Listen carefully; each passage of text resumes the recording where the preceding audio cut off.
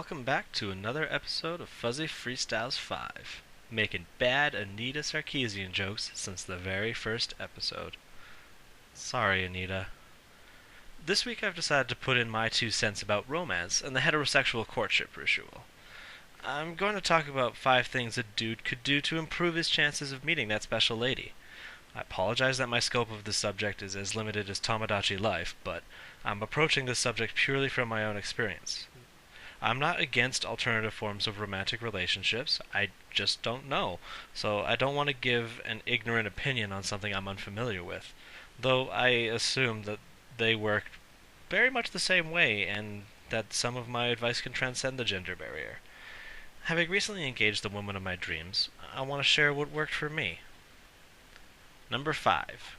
Be clean. It seems simple, but you have to make sure you're presentable to the female gender if you wish to get within a close proximity to them.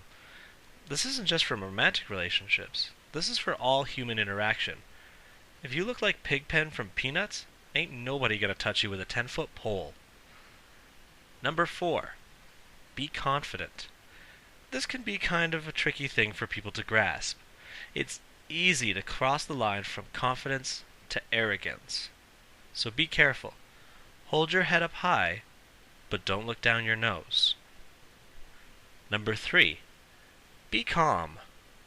I've noticed in North America the tendency is for us to relay our emotions openly, and while I agree to some extent that that should be allowed, there is a sort of comfort that comes from someone who is composed and has it together. No girl likes someone who rage quits on a video game. If you can't handle losing a game, how are you going to act when it really matters? On the other end of the spectrum, don't let yourself become so distant and stoic that she feels she can't talk to you. Find a balance. Number 2. Be polite. I don't know about the rest of you gentlemen, but my parents taught me to treat women like queens.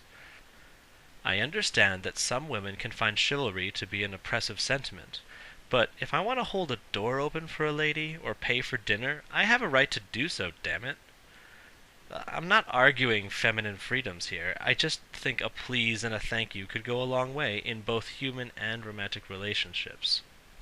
Number 1. Be yourself. I know it seems a little contradictory, now that I've commanded you to follow my previous guidelines. At the end of the day, all you really have to be is yourself. If you're gassy, you better be able to break wind in front of the girl. If you like bacon, and she's a vegan, don't give up that salty, succulent, crispy, sizzling... Sorry, don't give up who you are just to be with someone else. The only reason you should change for someone else is if they make you want to be a better person. I know my fiancée does that for me, and I couldn't thank her enough. Well, that's it for this week. Just remember, a significant other should be your best friend, your partner in crime, your confidant, your solace. Think about what you want in another person and go for it. And never give up. And of course, it's okay to be alone, if even for a little while. Being alone and being lonely are 2 different things. But I'm not going to get into that. We live in a world where instant gratification is the norm. You have to remember that something worth having takes work.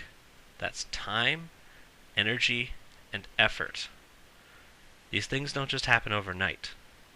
It took me almost 30 years. So be patient. Your day will come.